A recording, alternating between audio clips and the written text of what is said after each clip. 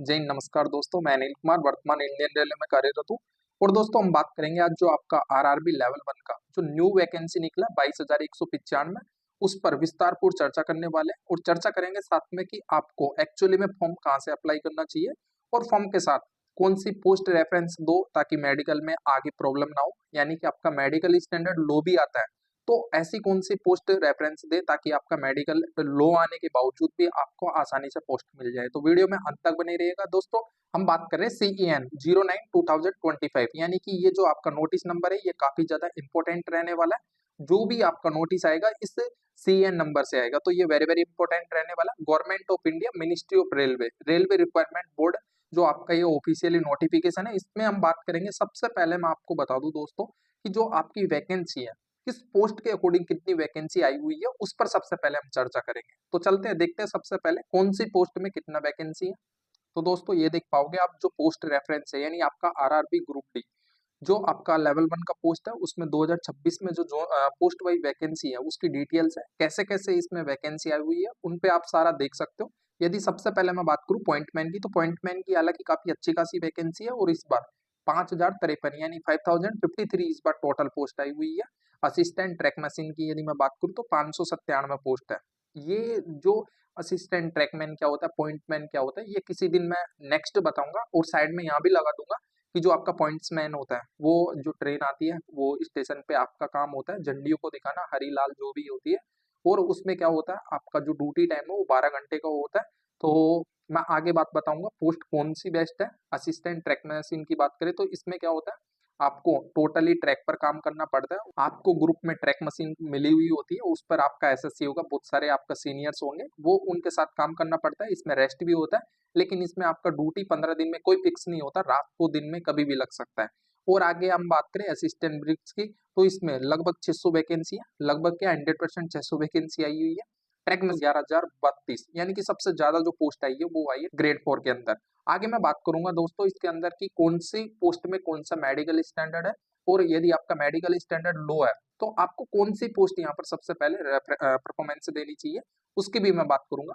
Assistant PY की बात करूं तो मैं यहाँ पर 300 वैकेंसी है, और असिस्टेंट CNW की यदि मैं बात करूं तो यहाँ पर 1,000 वैकेंसी है। काफी अच्छी खासी वैकेंसी है और ये पोस्ट भी काफी अच्छी खासी होती है। असिस्टेंट टील की TRD की बात करूं तो इसमें लगभग 800 वैकेंसी है। और यदि हम बात करें असिस्टेंट लोकोसेड की, इलेक्ट्रिकल डिपार्टमेंट से 200 वैकेंसी है, मेरे हिसाब से ये भी बहुत ही अच्छी वैकेंसी है। असिस्टेंट ऑपरेशन इलेक्ट्रिकल की यदि हम बात करें तो इसमें भी लगभग 604 वैकेंसी है। और असिस्टेंट TL एंड AC की यदि हम बात करें तो इसमें 500 वैकेंसी है।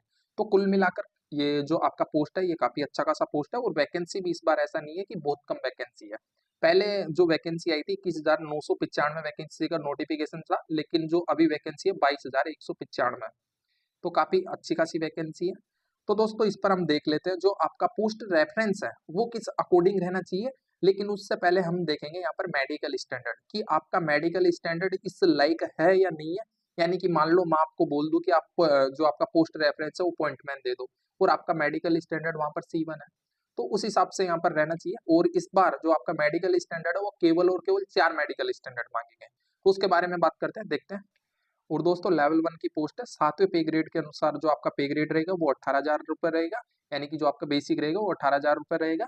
और जो आपका एज वगैरह वो आप यहाँ पर देख सकते हो, ये ज्यादा इंपॉर्टेंट नहीं है, इंपॉर्टेंट है 22,195 वैकेंसी आई हुई है। और इसका मेडिकल स्टैंडर्ड कैसा क्या है वो बहुत ज्यादा इंपॉर्टेंट है। तो दोस्तों वीडियो लाइक कीजिए यार, पहले चैनल को सब्सक्राइब कर दीजिए, न्यू कैंडिडेट हो तो ज्वाइन कर लीजिए, और आपका आगे कैसे क्या सारा प्रोसेस होगा हम टॉपिक वाइज यहाँ पर बात करेंगे। और आपको कुछ नोट्स भी उपलब्ध करवाएंगे, आप यहाँ पर देख सकते हो, कुछ इस प्रकार से मैं आपको नोट्स उपलब्ध कराऊंगा। और ये आपको टेलीग्राम चैनल पर एकदम बिल्कुल निःशुल्क मिलने वाले। तो जाइए, ये टेलीग्राम चैनल का लिंक है, वहां पर जाइए, आप ज्वाइन कीजिए, आपको एकदम बिल्कुल निःशुल्क नोट्स मिलेंगे। और कुछ कैंडिडेट भी मिलेंगे जहाँ से आपको एक्सपीरियंस मिल सकता है, इस बार की जो वैकेंसी थी उनमें कैंडिडेट के कितने मार्क्स आ रहे हैं, वो सारी चीजों का आपको एक्सपीरियंस मिलेगा। खैर हम चलते हैं मेडिकल स्टैंडर्ड की बात करते हैं, कौन सा मेडिकल स्टैंडर्ड यहाँ पर वेरी वेरी इंपॉर्टेंट है। तो दोस्तों इस बार टोटल 4 प्रकार के मेडिकल स्टैंडर्ड है, यानी कि जो आपका लेवल 1 का पोस्ट है उसमें 4 प्रकार का मेडिकल स्टैंडर्ड मांगा गया है, A2, A3, B1 और C1। ये काफी इंपॉर्टेंट रहता है। A2 की यदि हम बात करें तो डिस्टेंस विजन 6/9, 6/9, विदाउट ग्लास, यानी कि आप चश्मा यूज नहीं कर सकते। आपकी आंखों में यदि गोगल लगा हुआ है तो आपका मेडिकल स्टैंडर्ड लो होगा। और नियर विजन की बात करें तो 0.6 without glass, must pass test for colour vision, binocular vision और नाइट विजन और मिसोपिक विजन। ये अगर आपको पता नहीं है कि कलर विजन कैसे क्या होता है, बाइनोकुलर विजन क्या होता है, नाइट विजन क्या होता है, तो ये वाला वीडियो हमने टेलीग्राम पे भी डाल रखा है, डिस्क्रिप्शन में भी आपको लिंक मिलेगा, जाइए देखिए कौन सा क्या है यहाँ पर कलर विजन, नाइट विजन और बाइनोकुलर विजन में क्या डिफरेंट होता है, वहां पर देख लीजिए। यदि हम बात करें नेक्स्ट की, तो A3 का जो मेडिकल स्टैंडर्ड होता है उसकी आंख में आपका डिस्टेंस 6/9 और 6/9 होना चाहिए। लेकिन यहाँ पर आप चश्मा का यूज कर सकते हो, विद और विदाउट ग्लास दोनों का पावर लेंस यहाँ पर मिलता है। नियर विजन सेम रहता है 0.6 विदाउट ग्लास और विद ग्लास। लेकिन यदि हम बात करें colour vision, binocular vision, night vision और मिसोपिक विजन, यहाँ कंपलसरी होता है। A2 और A3 वेरी वेरी मतलब हाई क्वालिटी का मेडिकल स्टैंडर्ड है। लेकिन साथ में मैं बात करूँ B1 मेडिकल स्टैंडर्ड की, डिस्टेंस विजन 6/9 और एक आंख का 6/12 चलता है, विद और विदाउट ग्लास यहाँ पर चलेगा। नियर विजन सेम रहता है, लेकिन इसमें जो आपका मस्ट पास टेस्ट होता है वो कलर विजन, बाइनोकुलर विजन और नाइट विजन और मिसोपिक विजन, ये आपके कंपलसरी पास होने चाहिए। लेकिन यदि हम बात करें C1 मेडिकल स्टैंडर्ड की, C1 मेडिकल स्टैंडर्ड सबसे लोवेस्ट कैटेगरी का मेडिकल स्टैंडर्ड है। ये 4 रेफरेंस आए उसके अंदर, डिस्टेंस विजन एक आंख का 6/12 और दूसरी आंख का 6/18 चलेगा, विद और विदाउट ग्लास। नियर विजन की यदि मैं बात करूँ, जो ऊपर था 0.6 विदाउट ग्लास, सब कुछ सेम रहने वाला है। लेकिन इसके अंदर जो आपका कलर विजन, बाइनोकुलर विजन और नाइट विजन, मॉसिपिक विजन, ये कुछ भी इसमें मांगा नहीं जाता। अब मैं बात कर लेता हूँ आपकी वैकेंसी के अकॉर्डिंग जो आपका पोस्ट है वो कौन से मेडिकल स्टैंडर्ड पर है। तो दोस्तों देख सकते हो आप, कुछ इस प्रकार से रहने वाला है, यानी कि जो आपकी कैटेगरी है, यानी कि जो आपकी टोटल पोस्टों की संख्या है वो इस बार 14 प्रकार की पोस्ट है। उसमें सबसे पहला जो पोस्ट है असिस्टेंट TRD, ये इलेक्ट्रिक डिपार्टमेंट का जो आपका पोस्ट है वो काफी अच्छा खासा रहता है और इसमें B1 मेडिकल स्टैंडर्ड मांगा गया है। अगर आप B1 मेडिकल मस्ट फोर्ट पास नहीं कर पाते इसमें, तो आप इसमें डिस्क्वालीफाई हो जाओगे और जो आपने नेक्स्ट जो रेफरेंस दिया होगा वो नियम के अकॉर्डिंग वो मिल जाएगा। न्यू नियम क्या होता है वो अभी आना बाकी है। और यदि हम बात करें असिस्टेंट ऑपरेशन इलेक्ट्रिकल, तो ये इलेक्ट्रिक डिपार्टमेंट का पोस्ट है और इसमें भी B1 मेडिकल मांगा जाता है। आपका मेडिकल स्टैंडर्ड क्या है उस हिसाब से आप पोस्ट रेफरेंस देना यहाँ पर। यदि हम बात करें थर्ड नंबर पोस्ट की, तो असिस्टेंट TL एंड AC का है, इसमें भी B1 मेडिकल मांगा जाता है। और एक लास्ट पोस्ट और है जिसमें भी B1 मेडिकल मांगा गया है। हालांकि और भी पोस्ट में मांगा गया है, उसमें भी मैं बता दूंगा। असिस्टेंट SNT यानी सिग्नल टेलीकॉम की ये पोस्ट है और यहाँ पर आप देख सकते हो सिग्नल, यहाँ भी B1 मेडिकल मांगा गया है। और असिस्टेंट TL में मैंने पहले बता दिया, यहाँ पर B1 मेडिकल मांगा गया। पॉइंट्समैन बी की यदि हम बात करें, पॉइंट्समैन ये ट्रैफिक मतलब कि पूरा ट्रैफिक के ऊपर जिम्मेदारी होती है ना, एक तरीके से ट्रैफिक मैनेजमेंट का काम करता है। जैसे कि ट्रैफिक पुलिस होती है वैसे ही ये रहता है। जैसे ही सिग्नल पे ट्रैफिक पुलिस होती है उनका कार्य होता है गाड़ियों को निकालना, वैसे ही पॉइंटमैन बी का भी कार्य होता है गाड़ियों को निकालना। लेकिन इसमें 12 घंटे की आपको ड्यूटी करनी पड़ती है, नाइट में भी आता है दिन में भी आता है। तो इसमें A2 मेडिकल स्टैंडर्ड मांगा गया। लेकिन असिस्टेंट ट्रैक मशीन के अंदर A3 मेडिकल स्टैंडर्ड मांगा गया। असिस्टेंट ट्रैक मशीन के अंदर भी हमने बात की कि क्या पोस्ट इसमें वर्क क्या रहता है। लेकिन यदि हम बात करें ट्रैकमैन ग्रेड 4 की, तो उसके अंदर B1 मेडिकल मांगा गया है।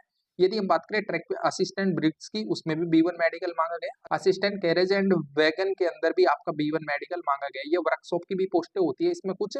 असिस्टेंट लोकोसेट इलेक्ट्रिकल जो आपका डिपार्टमेंट है वो इलेक्ट्रिकल है, उसमें भी B1 मेडिकल स्टैंडर्ड मांगा गया है। यदि हम बात करें असिस्टेंट पीवे की, तो इसके अंदर आपका जो मेडिकल स्टैंडर्ड है वो B1 मांगा गया। काफी अच्छा खासा मेडिकल स्टैंडर्ड है।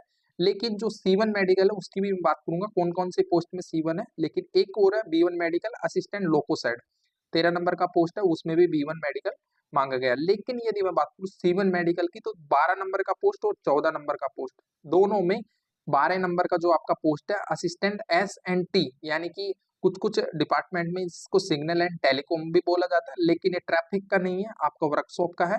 और इसमें C1 मेडिकल मांगा गया। वर्कशॉप में C1 मेडिकल चलता है, इसमें C1 मेडिकल स्टैंडर्ड मांगा गया।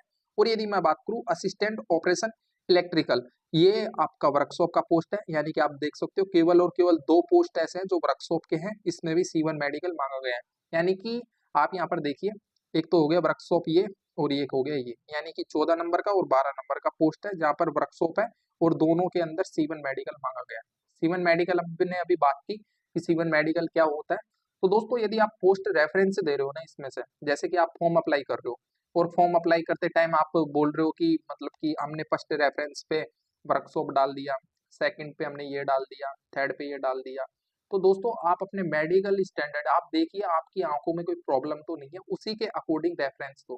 क्योंकि अभी क्या है, कैंडिडेट बहुत ज्यादा, वैकेंसी बहुत कम आती है, कैंडिडेट ज्यादा है, तो जो आपका रेफरेंस है वो फर्स्ट नहीं मिल रहा, तो किसी भी कंडीशन में ऐसा तो नहीं है कि आपको जॉब से बाहर कर दिया जाएगा, सेकंड रेफरेंस में आपके विचार किया जाएगा, लेकिन बेस्ट है कि आपका जो फर्स्ट रेफरेंस आपने डाला वही मिल जाए। इसमें बहुत सारी पोस्ट नहीं है, हॉस्पिटलिटी की पोस्ट है वो भी नहीं है, प्रॉपर जो वर्कशॉप का असिस्टेंट वर्कशॉप है वो वाली भी पोस्ट नहीं है, यानी कि पोस्टों को इसमें कट कर दिया गया है। और मैं आपको बता दूं, वर्कशॉप को बहुत जगह वर्कशॉप को दोस्तों क्या करते हैं, ये वर्कशॉप को मतलब कि एक प्राइवेट कर रहे हैं, प्राइवेट का मतलब आप समझ सकते हो, उसको कॉन्ट्रैक्ट में दे रहे हैं, तो वर्कशॉपों की पोस्ट मतलब डाउन कर रहे हैं। एज ए वर्कशॉप के ऊपर ही ट्रेन चलता है, वर्कशॉप अगर कुछ भी मतलब ट्रेन का मेंटेनेंस नहीं करेगा, कुछ भी नहीं करेगा, तो ट्रेन चलना असंभव है। लेकिन ये क्या कर रहे हैं, सभी पोस्टों को यहाँ पर वर्कशॉप की को यहाँ पर जो आपका कॉन्ट्रैक्ट बेस है उस पर डाल रहे हैं। तो दोस्तों आज का वीडियो आई थिंक आपको अच्छा लगा होगा और नॉलेजेबल लगा होगा। और मैं यहाँ पर दिखा देता हूँ आपको कुछ ये नोट्स हैं, ये मैं टेलीग्राम पे भी डालने वाला हूँ, तो आप जाइए टेलीग्राम चैनल को ज्वाइन कीजिए। और हमारे चैनल को यदि आपने सब्सक्राइब नहीं किया ना, तो प्लीज चैनल को सब्सक्राइब कर लीजिए, बहुत ही ज्यादा इंपॉर्टेंट रहने वाला है। तो मिलते हैं किसी नेक्स्ट वीडियो में, और अच्छे से लर्न करके यहाँ पर बात करूंगा, सीसीए पोस्ट कौन सा है, पीडब्ल्यूडी की पोस्ट कौन सी है, आपका अप्रेंटिस कोटा का पोस्ट कौन सा है, नॉर्मलाइजेशन का रूल्स इसमें क्या बोलता है, वो सारी चीजें की किसी नेक्स्ट दिन बात करूंगा। वीडियो थोड़ा लंबा हो गया, तो जब तक के लिए जय हिंद, जय भारत दोस्तों। चैनल को जरूर से जरूर सब्सक्राइब करना। Thank you, love you guys.